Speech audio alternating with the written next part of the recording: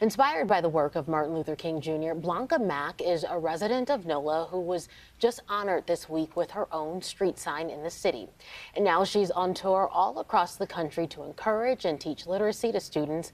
This morning, we welcome Blonka Mack back to the show. Good morning, and thank you so much for joining us. Good morning, and thank you for having me. So, Blonka, what exactly does this literacy tour entail? So it's very inspirational. We travel across the country and we're coming to Detroit and doing some great things. And we do workshops to educate scholars, including underserved communities, on the importance of financial literacy, how to be financially free. And it starts with promoting generational wealth, ownership. We've sponsored scholars LLCs to pave it forward to ensure that we are setting the tone of who we're going to be governed by. Because if we look at the millennials, they have a strong interest in social media and Instagram and all of these things that does not set the right foundation for their trajectory. So we reinforce the importance of money management since we noticed through data and traveling and touring that a lot of the states was not making financial literacy a requirement or a money management course in order for high schoolers to graduate. Now that we've been pioneering and paving the way and bringing more and more attention to this with Roc Nation behind us as well, we have put a highlight on the importance of financial literacy, which is very important because scholars roll into their freshman year of college without even having the basics of money management. And then it's just become a domino effect into their families and into their legacies and why they didn't get the information sooner. Was there an aha moment for you in your life when you really realized that you were lacking that kind of information when it came to financial literacy?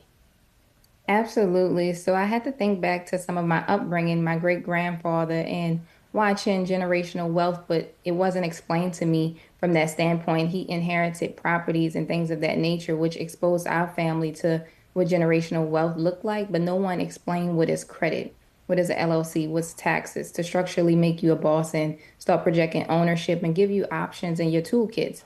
When we come from an older generation, it's pretty much they explain to you what they know, and if they don't know it, you have to go and seek the information. So by me having a Navy background, with my mom being in the Navy and living in the suburbs and also underserved community, I understood on both sides how to bridge the gap, and it's through generational wealth and understanding credit. And as we started studying and teaching these things, learned that the scholars truly didn't know the basics, like what is an LLC, and it encouraged me to share my journey with them and how we leverage our credit and how we get six-figure lines of credit from the bank. We teach these things in a workshop to ensure that within 2 months they can go and start their own business and be financially free without depending on anyone. Even going to Jamaica, Montego Bay, that you see high school for girls, they all knew what they wanted to do, and that was inspirational because when we come and go to these different states, it's very lax. Then we think we have time to learn this information and we don't. And when you see how other people live or how you want to live, it comes with a great deal of sacrifice, and you can't do anything without credit. And that's what I learned through my journey as a mother. And all of these accolades I have, I wanted to obtain, you needed credit to do it. So it was important that I lead by example and to reinforce that in a community so we can be stronger together and be governed by a better democracy. If the scholars are more equipped and well prepared, I couldn't have them assuming social media was the bar for their existence when that's not a solid foundation. And what tangible tools do you want those scholars to walk away with after participating in your workshop? The workshops are so fun. We actually made it very innovative.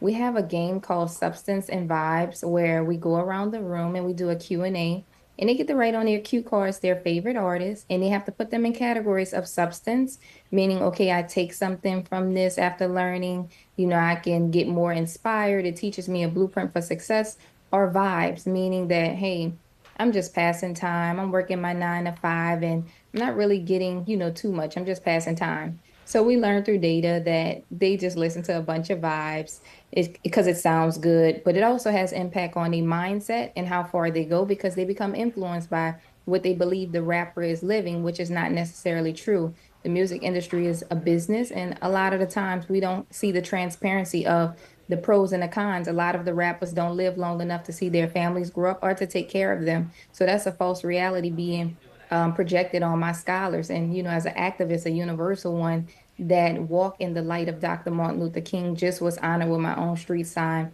Blonka Mack way. I take that with a lot of passion and integrity involved. And after speaking with the city council there, I also expressed to them that we all have a duty to do because we wouldn't be here without Dr. Martin Luther King. We really need to understand our history. In order to do that, we have to pay tribute to where we come from and where we're going and how we make it better together. And that's by utilizing our platform to reach and teach and also invest. So it's one thing, like I said, to inspire. This tour was built off of inspiration of hope, wanting to see change in the community. And also, we invested by sponsoring LLCs, teaching workshops. In these workshops, after learning the vibes out there, they have to get a little more serious about life. And a lot of them want to be some great things, but the reality of that is how can we achieve it? So we give them business plans in the workshops. When schools partner with us, the students receive business plans that is geared around their career path, as we are a vehicle to their career path, entrepreneurship, real estate. We promote all of those things. We do push education. We do push 9 to 5, but we want to give them options. You are who you work hard to be. That's our philosophy. And that is what they'll learn. And then they come out more equipped for the world as they navigate high school to college.